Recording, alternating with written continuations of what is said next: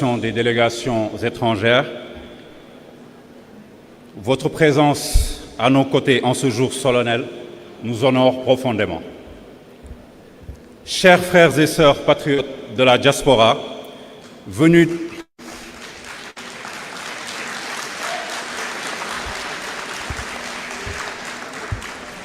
des 4 coins du monde, d'Europe, d'Amérique, d'Afrique et d'Asie, vous qui n'avez jamais oublié la patrie, vous qui avez envoyé vos deniers, vos prières et votre espérance, votre temps, chers frères et sœurs patriotes des coordinations nationales, des mouvements nationaux des cadres, des jeunes, des femmes, des artisans, des Doomu Daara, des Doomu Dangu, et vous, chers compatriotes de la base, héros silencieux des quartiers populaires, des villages reculés, des daara, des ateliers, nous ne sommes pas réunis ici en ce 6 juin 2026 pour une simple commémoration. Non, nous ne sommes pas venus caresser des lauriers ni célébrer un anniversaire de plus. Nous sommes debout face à l'histoire, face à l'Afrique, face au monde, pour proclamer une fois pour toutes l'épopée d'une souveraineté reconquise.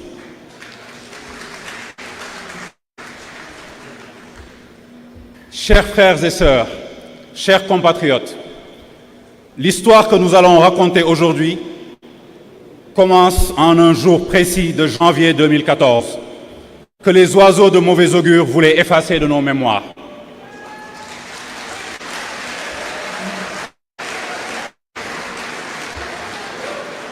Ce jour-là, dans une modeste salle de l'université Cheikh Anta Diop de Dakar, un homme intègre, inspecteur des impôts et domaines, entouré d'une poignée de jeunes cadres, patriotes, assoiffés de justice, a posé les premières pierres du plus grand parti patriotique du Sénégal contemporain.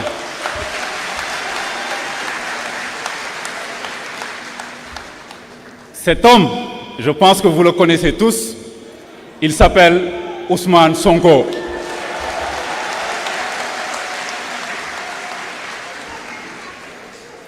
Il a été choisi ce jour à l'unanimité pour diriger Pastef les Patriotes. Juste après, le parti Pastef a publié un texte fondateur, l'appel aux patriotes, avec une phrase qui résume notre ADN. Le Sénégal est un projet confisqué par une oligarchie qui brade nos ressources et aliène notre avenir. À l'époque, chers amis, on a ri, on a méprisé, on a dit encore un micro-parti, un feu de paille, des enfants turbulents, mais les patriotes savaient que la graine était plantée. Chers patriotes, en 2015, Ousmane Sonko a osé l'impensable à l'époque. Il a dénoncé les accords de partenariat économique avec l'Union européenne, des chevaux de Troie néocoloniaux. Il a posé la question qui fâche toujours. Que fait notre monnaie à chamelière, le franc CFA, vestige de l'empire qui ne veut pas mourir? Les médias traditionnels l'ont censuré, mais les réseaux sociaux, la jeunesse et la diaspora ont amplifié sa voix. Le régime a senti le danger. Alors, chers compatriotes, qu'ont-ils fait? Le 29 août 2016, ils ont riposté. En effet, radiation de la fonction publique. Prétexte, violation du devoir de réserve. En fait, ils voulaient le bâillonner. Mais cette radiation ne l'a pas tué politiquement. Elle l'a transformé en héros national. Ousmane Sonko est devenu le symbole vivant de la lutte contre le système et pour des milliers de jeunes, ce jour a marqué le début de la lutte ouverte. En mai 2017, un événement marquant a jalonné le débat public sénégalais. La publication du livre d'Ousmane Sonko intitulé « Pétrole et gaz, chronique d'une spoliation ». Cet ouvrage, publié quelques années avant l'entrée en production des premières ressources offshore du Sénégal, se présente comme une analyse critique des contrats pétroliers et gaziers signés par l'État du Sénégal. Dans ce livre, Ousmane Sonko dénonce le manque de transparence et des clauses désavantageuses pour le Sénégal dans les accords d'exploitation de nos hydrocarbures. Il met en lumière les risques de spoliation des ressources naturelles au profit des compagnies étrangères et d'une élite locale. L'intérêt majeur de cet ouvrage pour le Sénégal réside dans sa contribution à la sensibilisation citoyenne. Il a alimenté le débat sur la gouvernance des ressources, la nécessité de négocier certains contrats et l'urgence de mettre en place des cadres juridiques et institutionnels solides pour que la manne pétrolière et gazière profite durablement aux populations sénégalaises plutôt qu'à une minorité. Puis vint le 30 juillet 2017, chers amis, frères et sœurs, les élections législatives. Avec des moyens dérisoires, pas de bus, pas de fonds occultes, nous avons obtenu 37 000 voix. Ousmane Sonko est alors à l'hémicycle à l'Assemblée nationale du Sénégal. En décembre de la même année, le parti a mis en place la Jeunesse patriotique du Sénégal, la JPS. Cette armée de l'ombre qui ne connaît ni fatigue ni peur. En septembre 2018, Ousmane Sonko a publié Solutions pour un Sénégal nouveau, un programme de gouvernement. Pour la première fois, nous cessions d'être de simples protestataires pour devenir des architectes de la renaissance de la nation sénégalaise.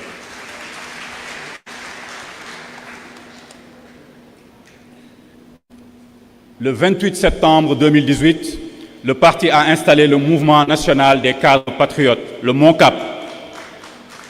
Ingénieurs, économistes, universitaires, cadres de la diaspora, notre cerveau technique. Et le 24 février 2019, à la présidentielle, avec notre programme politique, nous avons obtenu 687 523 voix, soit 16% des suffrages, troisième de l'élection présidentielle. Les vieux partis ont senti le sol trembler. PASTEF a fusionné cette même année avec 14 structures politiques et associatives, donnant naissance à notre dénomination actuelle, Patriotes africains du Sénégal pour le travail, l'éthique et la fraternité. Nous n'étions plus un mouvement, mais une machine de reconquête nationale. Chers compatriotes, l'histoire d'une épopée ne s'écrit jamais sans épreuve. En 2020, nous avons lancé le Nemmekou Tour. Nous avons quitté Dakar pour les campagnes, les marchés, les villages oubliés. Là où les autres ne voyaient que des seconds couteaux, nous avons envoyé notre âme. Puis en février-mars 2021, un couteau est orchestré. L'arrestation d'Ousmane Sonko. Le pays s'est embrasé. Des manifestations d'une ampleur jamais vue, des dizaines de morts, des blessés, une répression sanglante. Mais dans les larmes des mères et le sang des martyrs est né un slogan, le projet. Chaque perte est devenue un drapeau, un soutien pour l'avenir. Pourtant, nous n'avons pas reculé. Nous avons relancé le Nemmekou Tour. Les chiffres parlent. En 2021, 125 millions de francs CFA collectés. En 2022, 333 millions de francs CFA. Nous inventions le financement citoyen à grande échelle. Pas un centime d'une puissance étrangère, pas un contrat juteux, juste le militant, la tante de la diaspora, le frère du quartier. Voilà notre force.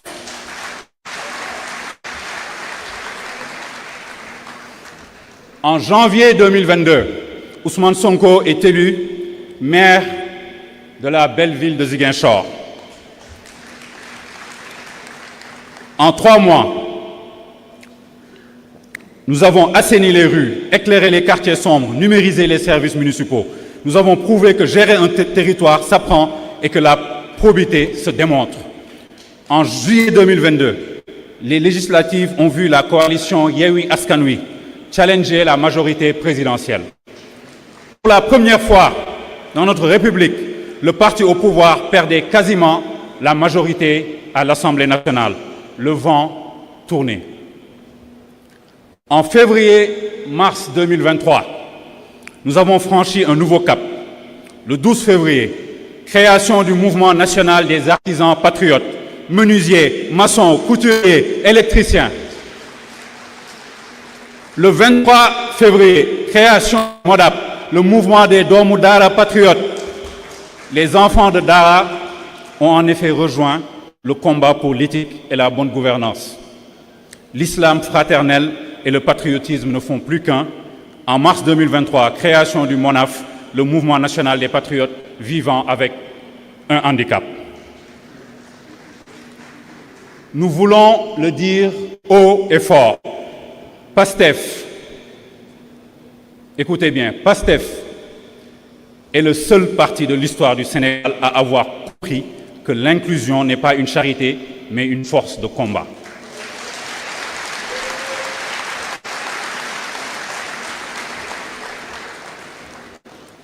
Et puis, il y a eu juillet 2023 dans notre histoire, le sommet de l'arrogance, dissolution de PASTEF par décret ou par arrêté, je ne sais plus, emprisonnement de Sonko. Certains ont cru à cette période, à cette date, que le projet était mort. Mais dans l'ombre des prisons, la stratégie s'affinait. Un nom a émergé, Bassirou Diomaye Diakhar Faye, candidat de la dernière heure choisi par le président Ousmane Sonko.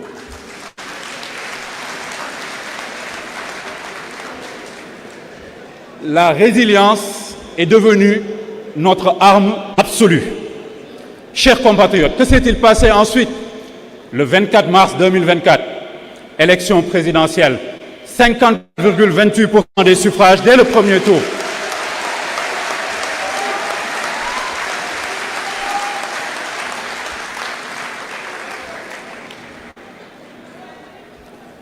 Bassirou Diomaye Faye est devenu président de la République. En avril, Ousmane Sonko nommé Premier ministre. Dès le premier Conseil des ministres, l'ordre a été donné. Vérité, redressement et souveraineté. L'audit des finances publiques est tombé comme un couperet. Dette réelle de l'État, 119% du PIB, au lieu des 74,4% annoncés. Déficit réel, 12,3% au lieu des 4,9% annoncés. Dette publique consolidée, 132% de notre PIB. Le peuple sénégalais a découvert l'ampleur du pillage. Mais nous n'avons pas fui. Nous avons réagi. Nous avons agi. 4 lois majeures ont été adoptées dès les premiers mois. Accès à l'information publique, protection des lanceurs d'alerte, déclaration de patrimoine obligatoire, lutte contre la fraude et l'enrichissement illicite. En septembre 2024, nous avons lancé le plan de redressement économique et social, avec pour objectif de ramener le déficit à 3% du PIB en 2027. En octobre, les premiers résultats sont tombés, recettes fiscales en hausse de 11,8%, 4 477 milliards de francs CFA, apurement de 474 milliards d'arriérés, baisse immédiate du prix du riz, du sucre, du pain, de l'électricité et des carburants. En novembre 2024, nous avons redressé la Sonacos de moins 33 milliards de pertes à plus 514 millions de bénéfices nets et 3 400 emplois créés dans cette seule filiale. La souveraineté industrielle n'est pas un slogan, c'est une réalité. Et puis, arriva le 17 novembre 2024. Encore des élections, encore une victoire de PASTEF.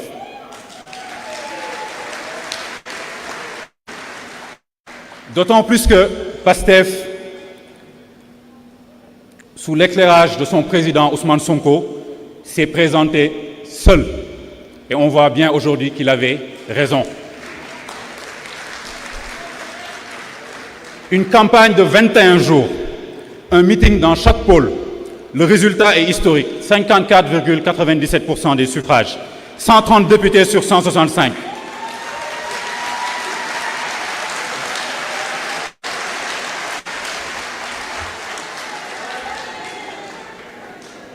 Notre frère El Malick Ndiaye, du président de l'Assemblée nationale.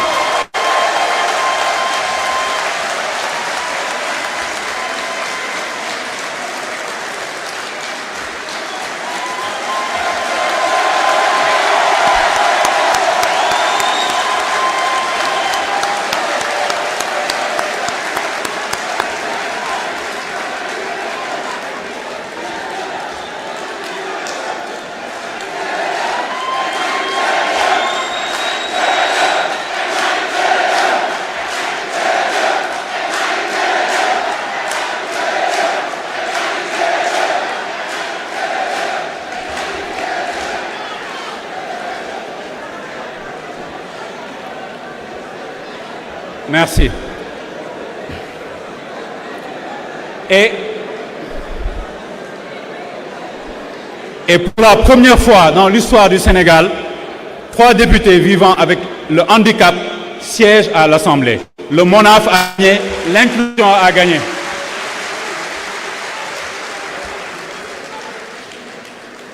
Permettez-nous de nous arrêter un instant sur l'Assemblée nationale. Sous la présidence d'El Malick Ndiaye, nous avons révisé le règlement intérieur, créé un comité permanent d'évaluation des politiques publiques. Le bilan des travaux parlementaires fait état d'une activité soutenue et de plusieurs avancées significatives en matière de contrôle et de transparence. Au total, 36 lois ont été examinées et validées.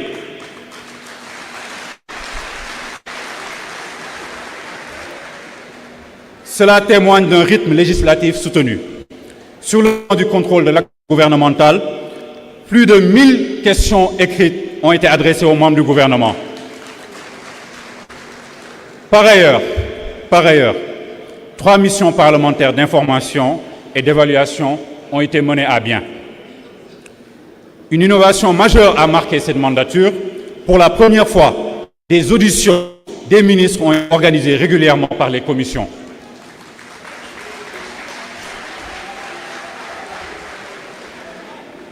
Enfin, le Premier ministre a répondu à 5 questions d'actualité au gouvernement.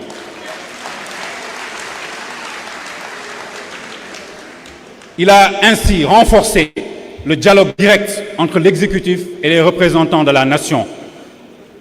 Puis il y a beaucoup de choses qu'on peut citer qui ont été faites à l'Assemblée nationale. Le pointage biométrique, le vote électronique, la messagerie professionnelle sécurisée. Les résultats parlent d'eux-mêmes.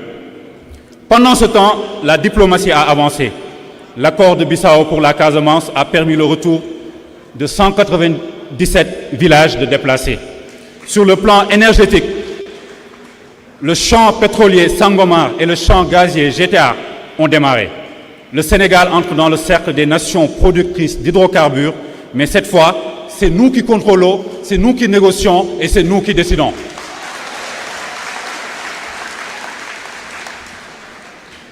Chers frères et sœurs, permettez-nous ici de parler un tout petit peu des 2 années de PASTEF au pouvoir, avec à la tête du gouvernement notre Premier ministre Ousmane Sonko. 2 ans seulement, malheureusement pour le Sénégal. Cependant, le visage de notre pays a complètement changé. Sur le plan économique et financier, nous avons assaini les comptes publics sans jamais cacher la vérité. Le déficit budgétaire hérité à 12,3% a été ramené à 6,44%. Nous avons apuré 474 milliards d'arriérés intérieurs et extérieurs. La pression fiscale a été rééquilibrée. Baisse de la TVA sur les produits de première nécessité. renforcement de la taxation des revenus de capital et des niches injustifiées. Le dialogue social a abouti à un pacte national de stabilité sociale inédit. Les prix des denrées et des hydrocarbures ont été baissés malgré un contexte contraignant. Sur le plan de la souveraineté industrielle et agricole, Sonacos est ressuscité. Nous avons renégocié les contrats miniers et énergétiques. L'État récupère désormais des dividendes qu'il n'avait jamais perçus auparavant.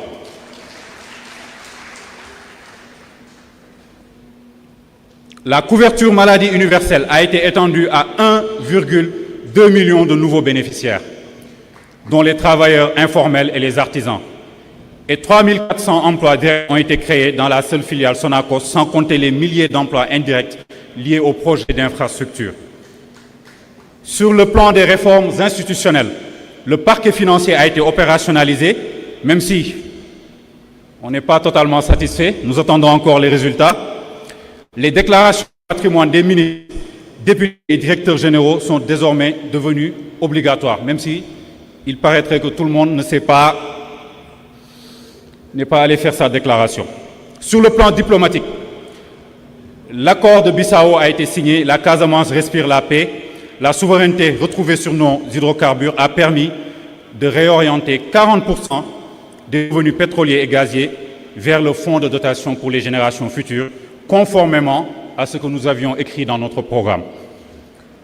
Chers patriotes, en 2 ans, nous avons posé les fondations d'un État redressé, transparent et souverain, et nous n'en sommes qu'au début. Désormais, l'épopée entre dans sa phase d'impulsion au moment où le Premier ministre a été démis de ses fonctions et un nouveau gouvernement sans PASTEF a été formé. Chers patriotes, comment un parti né d'une poignée de militants a-t-il pu, en 10 ans seulement, conquérir la présidence de la République, conquérir l'Assemblée nationale? D'abord, l'engagement bien sûr, mais aussi le financement citoyen. 2017, Bokuna, 7 millions de francs CFA. 2019, 105 000 euros. 2021, 125 millions. 2022, 333 millions. En 2024, campagne présidentielle, plus d'1 milliard. En 2025, meeting payant à la Dakar Arena. Jamais un centime étranger n'a acheté notre conscience. Ensuite, par notre organisation électorale, notre secrétariat aux opérations électorales a couvert 100% des centres de vote. Transmission des données avant minuit, plateforme Jargon, application PASTEF et moi, etc., etc.